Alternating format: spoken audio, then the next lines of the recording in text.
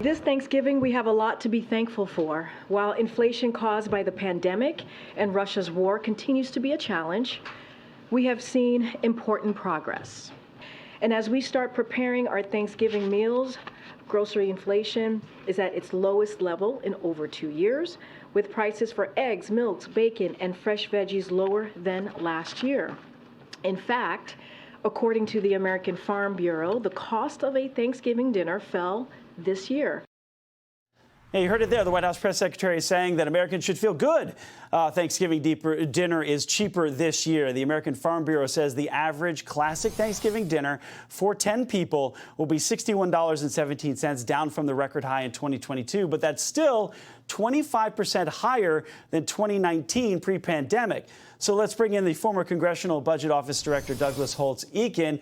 So what do you think? Should Americans feel good now that American Thanksgiving dinner is cheaper than last year? They should feel better than they did last year. But, the reality is that over the nearly 3 full years of the Biden administration, they've barely broken even. And that's something they feel every day. And that history is something that's pulling the president down the polls every day. So does this mean that tough choices need to be made when you talk about Thanksgiving dinner? Oh, no question about it. I mean, people are still spending. We see this all the time and you hear about it. But there's some ominous signs out there.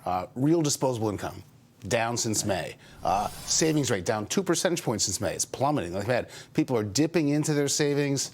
They're running up credit card debts. That's the only way they're able to make it happen. So to get that cheaper dinner, maybe Uncle Buck doesn't get the invite to come to dinner. Along those lines, you talk about credit card debt. We have $1 trillion in credit card debt. It keeps rising. People are using credit card debt to spend on their daily lives. But now we have a new report from Fidelity that says people are dipping into their savings to pay for some of the things like homes, your home, and some other services, healthcare. Is that concerning? Where's the breaking point, and how close are we to it? So here's the concern. In every post-war recession, except the pandemic, it's the business community that dropped off first, that stopped spending, and then households followed after that. Business spending was dead in the water in the third quarter, going nowhere. Households have been keeping the economy afloat, and they're dipping into savings, they're running up credit card debt in order to do it. That means that somewhere out there, not too far away, there has to be a reckoning. Either the business community sort of digs into their pockets and starts spending, or we have a real problem. And what about for the consumer, for the person? When is that breaking point? Or do you think people are just trying to hold the standard of living, which with inflation, it's the same standard of living. It's not increasing their standard. That is exactly the problem. They're trying to hold on to the existing standard of living instead of making progress. We'd like to think that the standard of living would rise over time, and it just hasn't. Right. One last thing. How should they handle the increased costs? In the last 30 seconds we have, how should people handle these increased costs? You have to deal with necessities first.